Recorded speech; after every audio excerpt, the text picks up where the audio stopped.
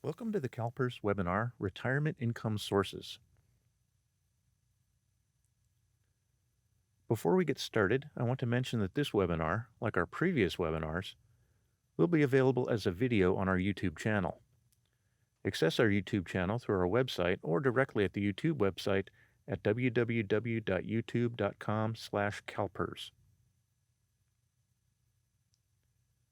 Our agenda for today's session covers several topics, including potential retirement income sources, along with a brief overview of other financial planning considerations. Let's begin with some income sources that you may want to take into consideration as you plan for your future. Many financial experts believe you need approximately 85% of your pre-retirement income to maintain your current standard of living into retirement. This percentage may be higher or lower depending on how you want to spend your time in retirement. Your retirement income may include one or more of the following: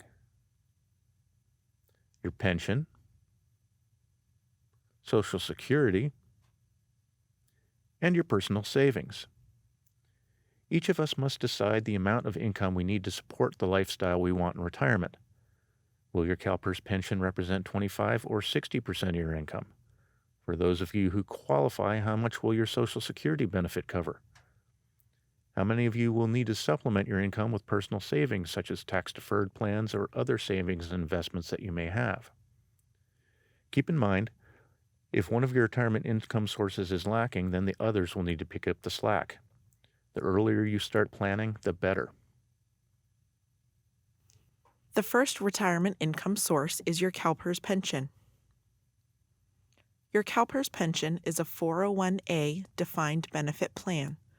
This means that the amount of your retirement benefit is determined by a formula and not by how much you contribute to the plan.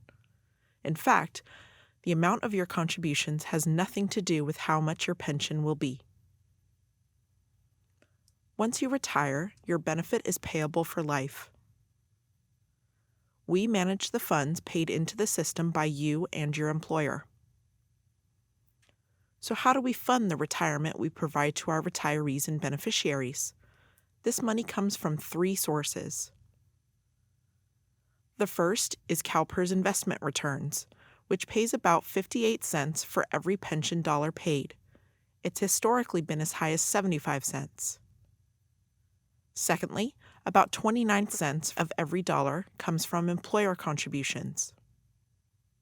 And finally, about 13 cents of every dollar comes from member contributions.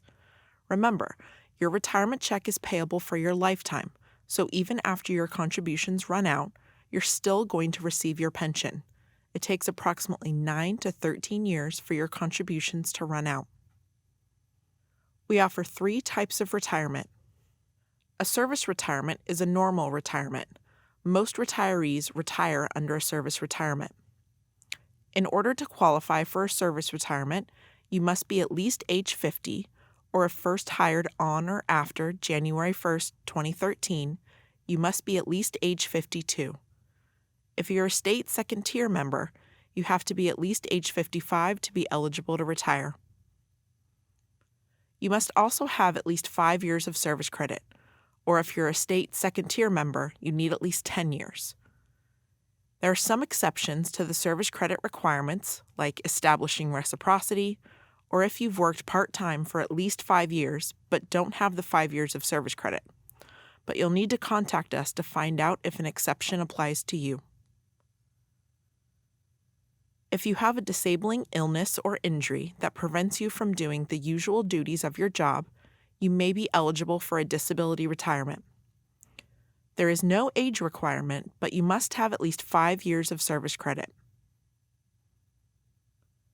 An industrial disability retirement is usually available to safety members, such as police officers and firefighters, but other classifications can contract for this benefit. There are no minimum age or service credit requirements, but your disability must be job-related. We mentioned earlier that your CalPERS pension is based on a formula. This is the formula we use to calculate your pension. There are three factors that make up this formula. First is service credit. which is your total years of service with all CalPERS employers. Second is the benefit factor, which is the percentage of pay you're entitled to for each year of service credit that you've earned. It's based on the retirement formula your employer contracts for and your age at retirement. And third is final compensation, which is an average of the highest 12 or 36 consecutive months of your full-time pay rate. When you retire, CalPERS will multiply your years of service credit by your benefit factor and then multiply that result by your final compensation, which gives you your unmodified allowance. The unmodified allowance is what you've earned and is the highest amount you can receive when you retire. It's reduced if you choose a retirement payment option that provides a lump sum or monthly benefit to a beneficiary after your death. If you'd like more information regarding your CalPERS pension, we have various resources available to help you. I encourage you to visit our website, and for more information specific to you, log into your MyCalPERS account. We have 3 core classes available that are tailored to your career stage. All 3 are available online in your MyCalPERS account or are taught by one of our regional office representatives at locations throughout the state. Your CalPERS and You is geared for members who are new or midway through their career. Planning your retirement is by far our most popular class and is recommended for those who are within 10 years of retirement. Your retirement application and beyond is for those who are ready to fill out their service retirement application. Retirees may find information in this class useful. We highly recommend taking the Planning Your Retirement class before taking this one. If you're considering applying for disability or industrial disability retirement, we have a class online called Completing Your Disability Retirement Application that will help you learn more. I mentioned before that we have a YouTube channel that holds our previous webinars as videos. Topics include purchasing service credit, health benefits, the retirement planning checklist, and much more. Find our publications on our website under Forms and Publications. And of course, you can call us or visit one of our 8 regional offices. If you're going to visit a regional office, we recommend scheduling an appointment, but you can also walk in. The next income source you may have is Social Security. These next slides provide a brief introduction to Social Security based on information from their website. If you have any questions about your personal situation, you'll need to contact Social Security directly. Social Security is a federally mandated social insurance program funded through payroll taxes. It consists of 4 major programs: retirement benefits, survivor benefits, disability benefits, and Medicare. For the purpose of this presentation, we're only going to focus on Social Security retirement benefits. The amount of your Social Security benefit is based on the year you were born and the average wages earned over your lifetime. You may begin to collect on these benefits as early as age 62 with a reduced benefit. And there may also be benefits available to eligible family members. So how do you qualify for Social Security? When you pay Social Security taxes, called FICA on some pay stubs, you earn credits. You need a minimum of 40 credits to qualify for Social Security. You can also be eligible through the work record of your current spouse or through your ex or deceased spouse. Once you have the minimum credits, you can retire as early as age 62, again with a reduced benefit. To receive your full benefit, you must retire between the ages of 65 through 67, depending on your year of birth. This chart shows when you would reach full retirement age to receive 100% of your entitlement from Social Security. It also shows the reduced percentage you would receive at age 62. If you were born before 1943, visit Social Security's website to find your full retirement age and the percentage of benefits at age 62. If your birth date is prior to 1938, your full retirement age would be 65. As you can see from the chart, the age for full retirement is gradually increasing so that everyone born in 1960 or later will have to be age 67 to receive full Social Security benefits. As an example, if you look at the chart, you can see a person born in 1955 would have to be 66 years and 2 months of age to receive their full benefit, and at age 62 they would receive 74.2% of their full benefit. If you're eligible to receive a pension from an employer that didn't withhold Social Security taxes, the Windfall Elimination provision, known as WEP, or the Government Pension Offset, or GPO, may reduce your Social Security benefits. Two common examples are teachers and most safety personnel, such as firefighters and police officers. They often don't pay into Social Security. Let's begin with covering the Windfall Elimination provision. The Windfall Elimination provision is a Social Security provision designed to reduce the Social Security benefit of employees who work in a government position and who are not contributing to Social Security. Social Security coverage for public employees isn't automatic, and not every agency is covered by Social Security. The WEP reduces your Social Security benefit if you worked in employment where you did not pay into Social Security but are eligible for a pension based on that employment. Here's a hypothetical example. John works as an officer for the California Highway Patrol and doesn't pay into Social Security. After a few years, he decides to change jobs and starts working here at CalPERS. He also begins contributing to Social Security and earns enough credits to be eligible for a Social Security allowance. When he retires, his Social Security allowance is reduced because of his time with CHP where he didn't contribute to Social Security. The WEP will not apply if you have 30 or more years of substantial earnings in employment where you paid Social Security taxes. If you had between 20 and 30 years of substantial earnings covered by Social Security, the WEP may still apply, but at a reduced level. Next is the Government Pension Offset.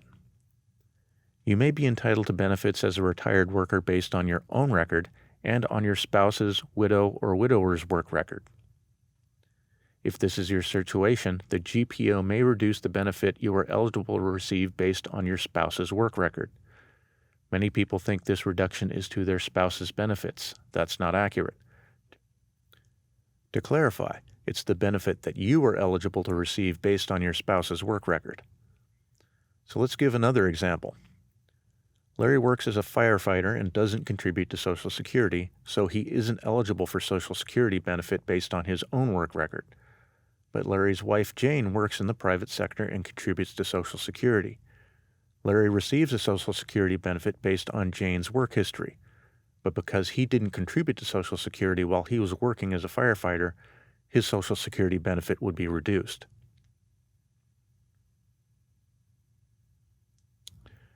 If you'd like more information on WEP and GPO, find the Social Security in your CalPERS pension page on our website.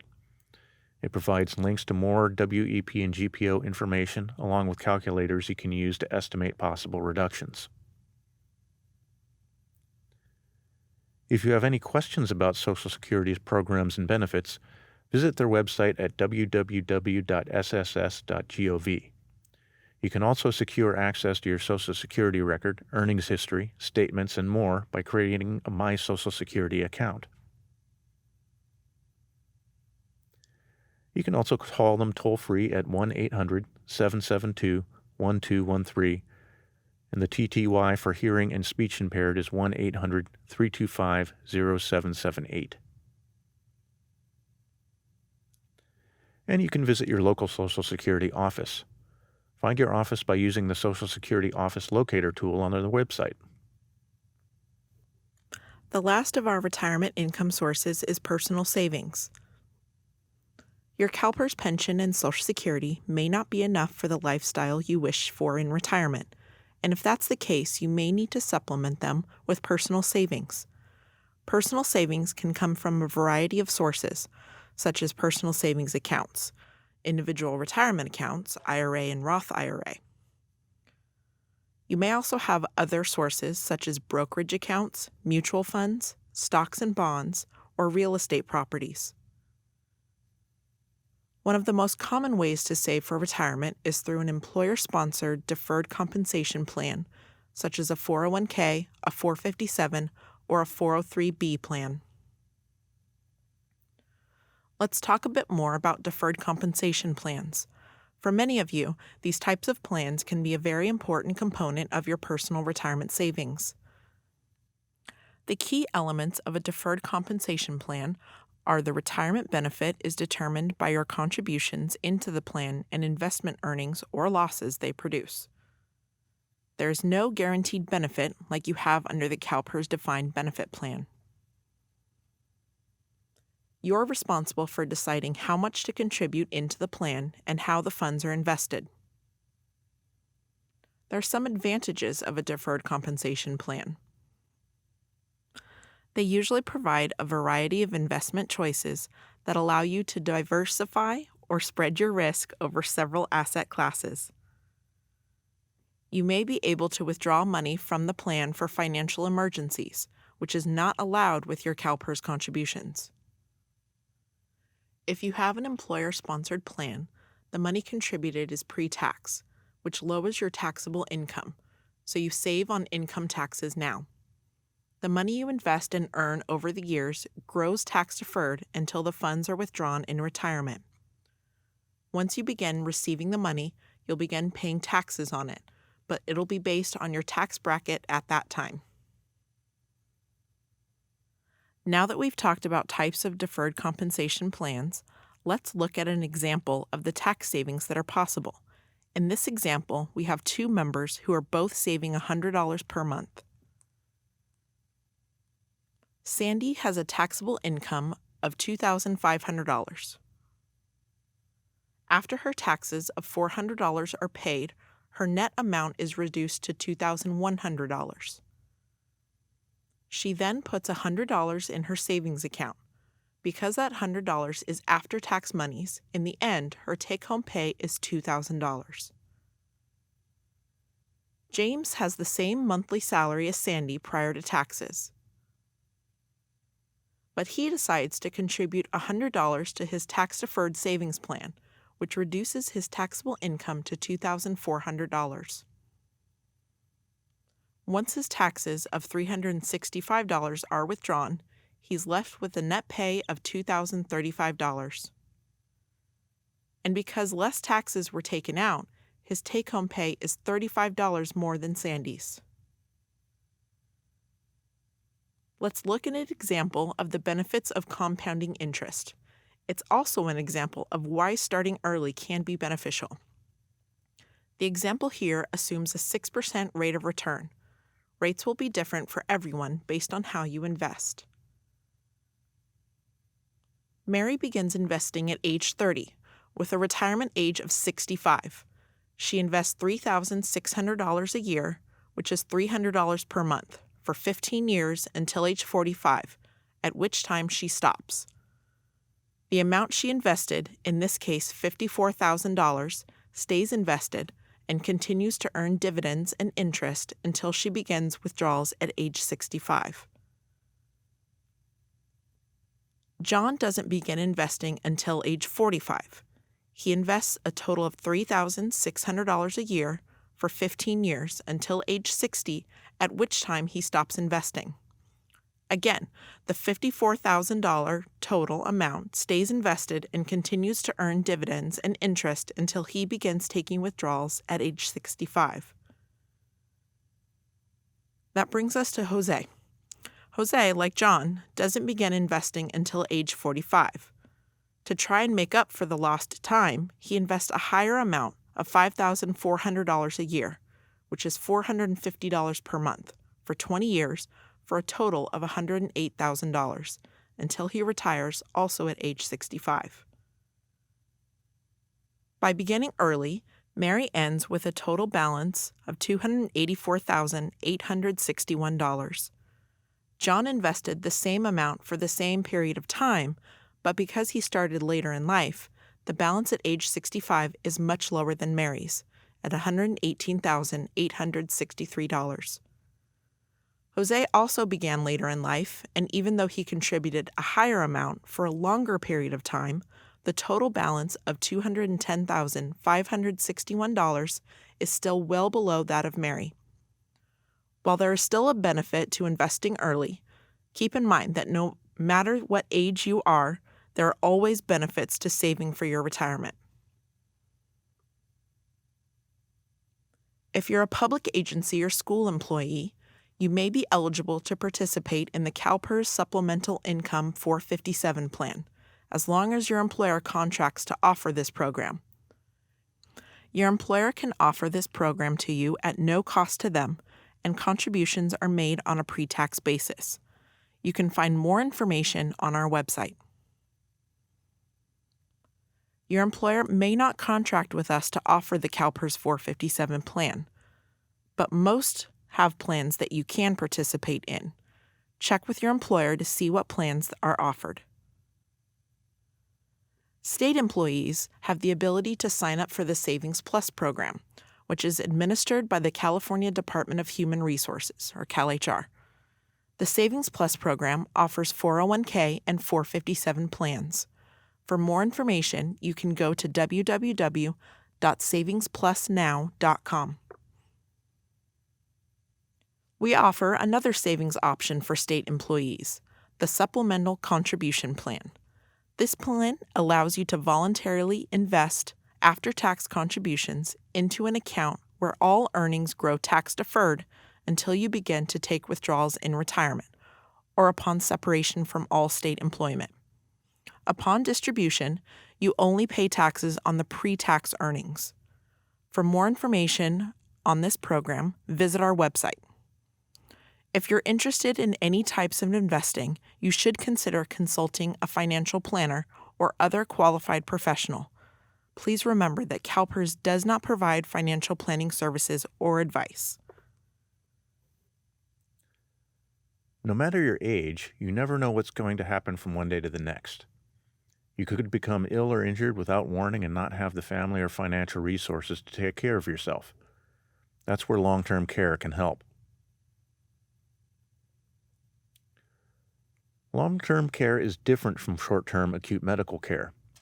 Most of the time, the goal of short-term care is to get you to a point where you can go home. Examples of short-term care may be rehabilitation after an injury or wound care after a surgical procedure.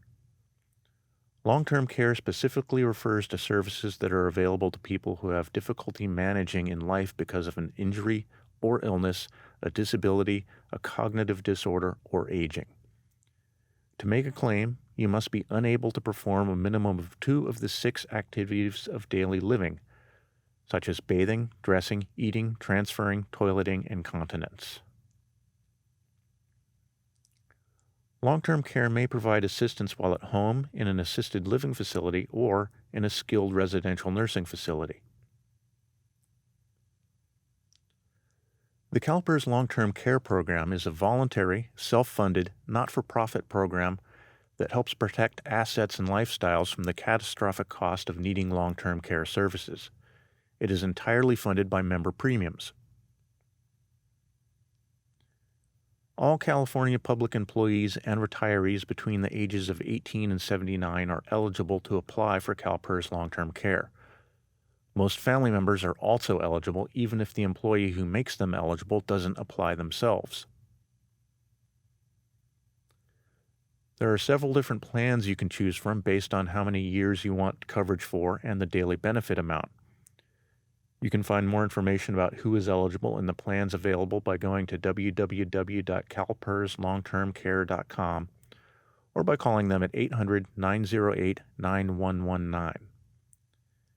We also have a video available on our website entitled CalPERS Long-Term Care. Peace of Mind Begins with a Plan. And this will provide you a better understanding of how the CalPERS Long-Term Care Program may benefit you. Another vital element when planning for your retirement is estate planning. Proper estate planning can ensure that the assets you have accumulated over your life are protected and will stay with your loved ones after your death.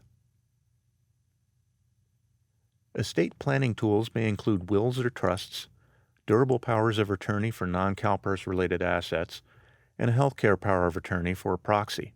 Additionally, an advance directive is written to express a person's wishes regarding medical treatment, and a letter of last instructions can provide information regarding funeral arrangements, individuals to notify, and other information. It's important to understand that we cannot offer estate planning advice. We recommend that all of our members work with licensed estate planning professionals when deciding to start the estate planning process. One of the tools you can use is a CalPERS special power of attorney. You may already have a durable power of attorney set up through another resource. However, it may not address your CalPERS retirement. The CalPERS special power of attorney allows you to designate someone, called your attorney-in-fact, to handle your CalPERS retirement issues for you. This form cannot be used to have authority over medical decisions. It cannot be used for real or personal property decisions, and becomes invalid upon your death. Additionally, when you sign up for My CalPERS, part of the terms and conditions state that only you will be accessing your account. Therefore, your attorney-in-fact does not have the authority to access your online account. They will need to contact us by phone or in writing. The CalPERS Special Power of Attorney form is specifically designed to help manage CalPERS retirement issues, but will also accept other power of attorney documents that specifically grant authority to conduct business with us. If your power of attorney doesn't contain a durability clause, we won't be able to honor it if you become incapacitated. Having this form on file may allow your attorney-in-fact to perform duties that include changing your address and requesting information about your CalPERS account. You must specifically authorize your attorney-in-fact to choose a retirement payment option and designate a beneficiary. For more information on the CalPERS Special Power of Attorney, review our publication, which can be found on our website under Forms and Publications. If you have questions or concerns about the legality of the CalPERS Special Power of Attorney or any power of attorney, consult legal counsel. Our presentation today was intended to give you a basic knowledge of the income sources that may be available to you in retirement. We hope this information has been beneficial in helping you prepare for the future and retirement. Remember, this webinar, like all of our previous webinars, will be available as a video on our YouTube channel. Thank you for taking the time out of your day to attend this webinar, and have a great rest of your day.